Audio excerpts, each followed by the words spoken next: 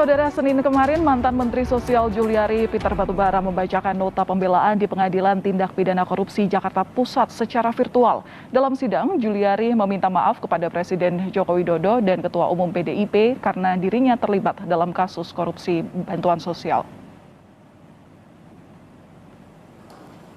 Dalam nota pembelaannya, Juliari meminta maaf kepada Presiden Joko Widodo karena lalai dalam mengawasi staf kementerian. Ini kisah para pejabat yang merendahkan dirinya, sebagai Menteri yang Sosial menghamba harta benda dan menjadikan negara dan rakyat sebagai sapi perah belaka. Saat kita semua menahan diri untuk melakukan ini dan itu, yalah beberapa politikus dan pejabat kita malah tetap bernafsu untuk nodong sana-sini, mutil sana-sini. Saat kita semua mencoba bertahan di tengah badai, jungkir balik, melanjutkan hidup saat semuanya begitu sulit, para politikus dan pejabat juga tetap berakrobat dengan anggaran. Entah berapa ratus ribu orang yang sudah di PHK, yang usahanya bangkrut, yang penghasilannya merosot. Tapi itu tak mengurangi nafsu para pejabat rakus yang tidak punya harga diri. Menteri Kelautan dan Perikanan bersama beberapa staf khusus dan pejabat kementerian meminta cashback dari setiap benih lobster yang diekspor. Mereka memakai uangnya untuk berbelanja barang-barang mewah persis ketika kebanyakan dari kita sedang mati-matian bertahan memenuhi kebutuhan-kebutuhan pokok. Saat banyak orang kelimpungan mencari ruangan perawatan karena kamar-kamar rumah sakit sudah sesak dengan pasien COVID, Wali Kota Cimahi malah memperjualbelikan izin pembangunan rumah sakit.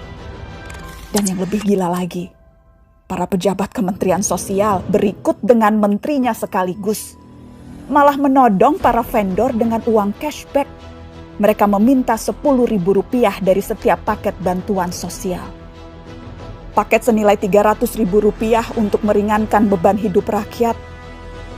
Tega-teganya dipotong untuk dinikmati sendiri. Dan itu dilakukan oleh mereka yang disumpah untuk membantu rakyat bisa bernapas lebih mudah di tengah himpitan hidup. Indonesia banyak memiliki nama bagi dunia internasional. Negara terbesar, ya, negara kepulauan, negara penduduk terbanyak.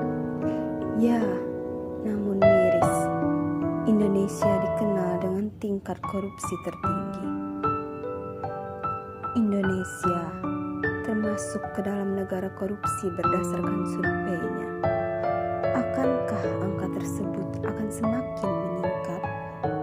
Wahai bangsaku, terlalu banyak penderitaan-penderitaan yang dilakukan oleh penguasa yang tak layak. Bisakah kau berbenah diri untuk memperbaiki? Kuharap engkau mampu, sehingga semua itu bukan sekedar isu belaka, menjadikan negeri ini tersenyum simpul, bangga bagi Indonesia merdeka. Negeriku, tidakkah kau prihatin akan hilangnya masa kecil yang bahagia bagi penerus bangsa ini? Pada orang tua renta yang harus merangkak demi penghidupan yang lebih layak. Tudung saji tak berisi, cukuplah sambal terasi.